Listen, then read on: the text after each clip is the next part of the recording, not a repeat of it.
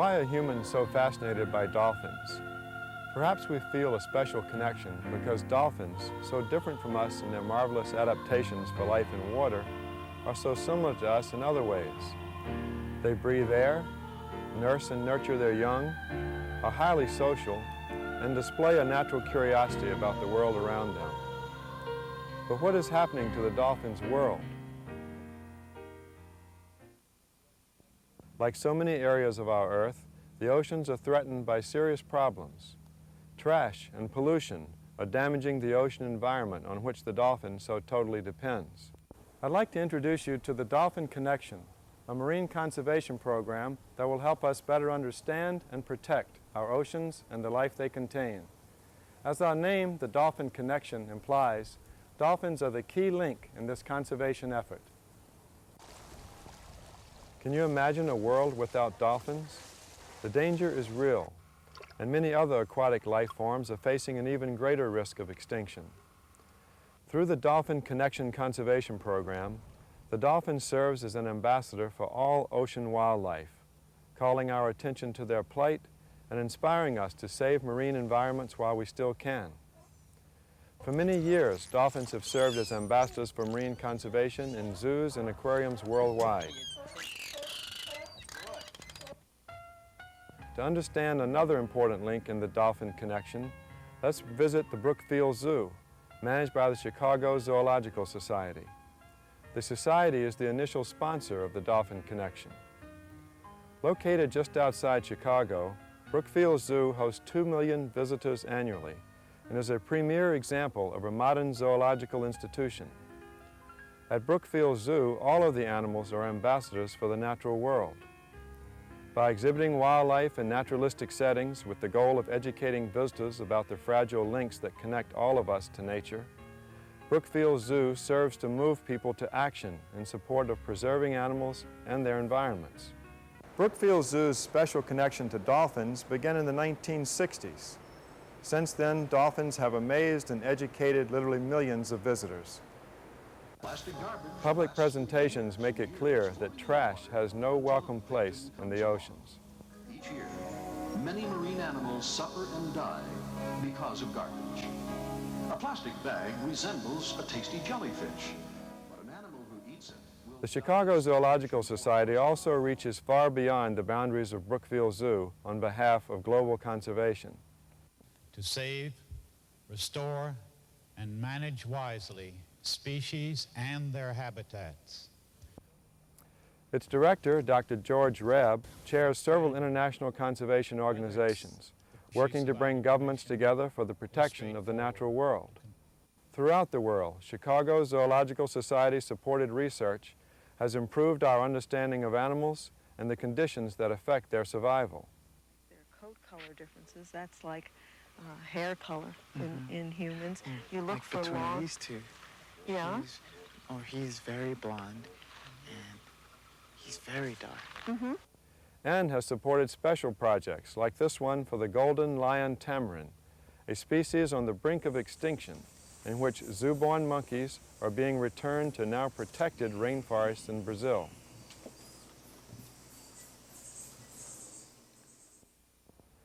The Dolphin Connection is another project through which the Chicago Zoological Society is working to conserve wildlife and its environments.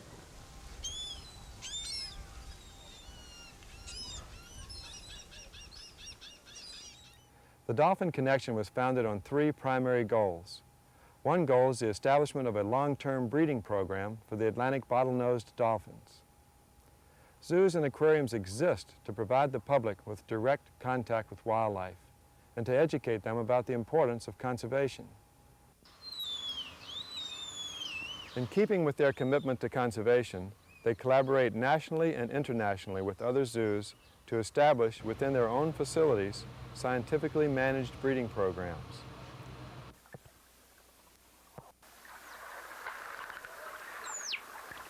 The Dolphin Connection is managing one of the first nationally cooperative breeding programs for Atlantic bottlenose dolphins.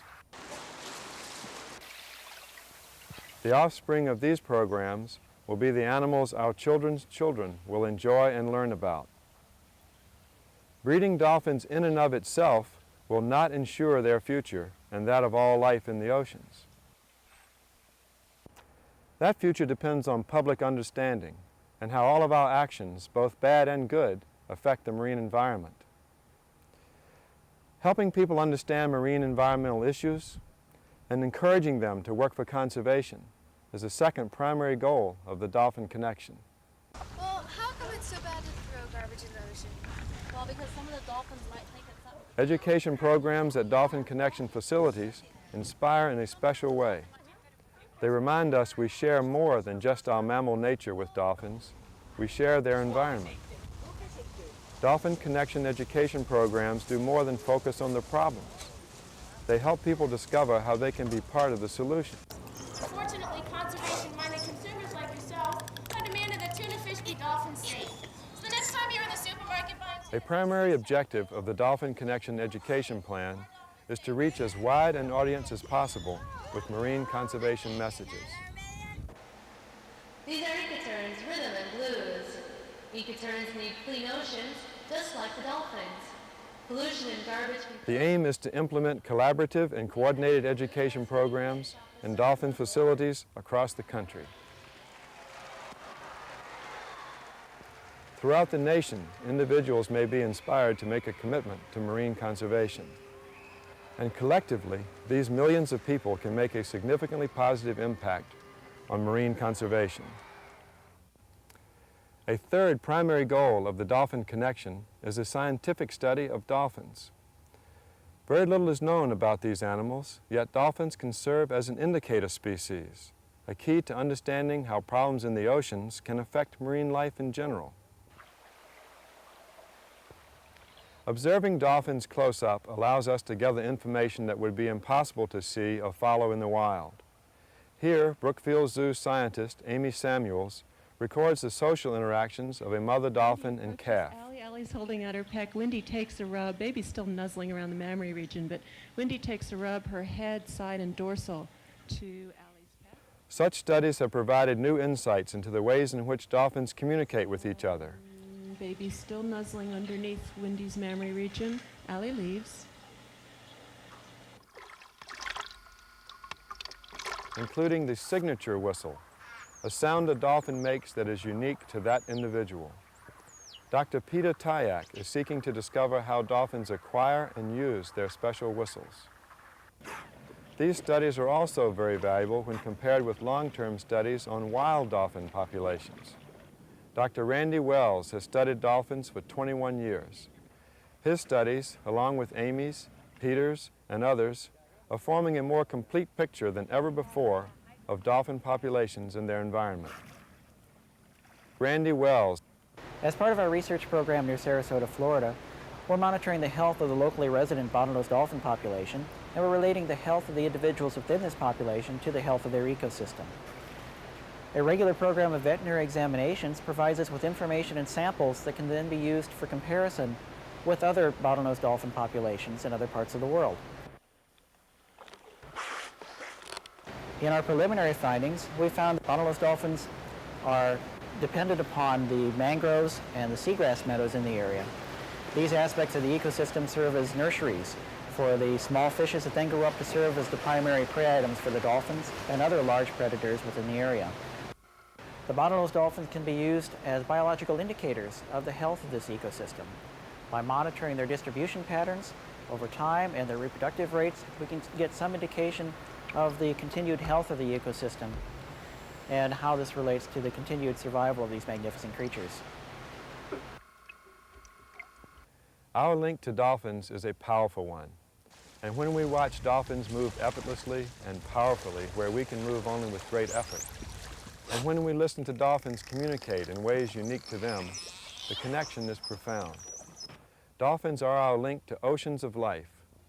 The extent to which oceans become uninhabitable to dolphins may mirror the extent to which the world can sustain humankind. What is the future for dolphins? What will it mean for them and for us if oceans cease to be healthy habitats? Our actions hold the answers to these questions. I urge you to become a part of the Dolphin Connection. Working together, we can help repair the fragile ties that link these remarkable creatures and us to a world we can choose not to lose.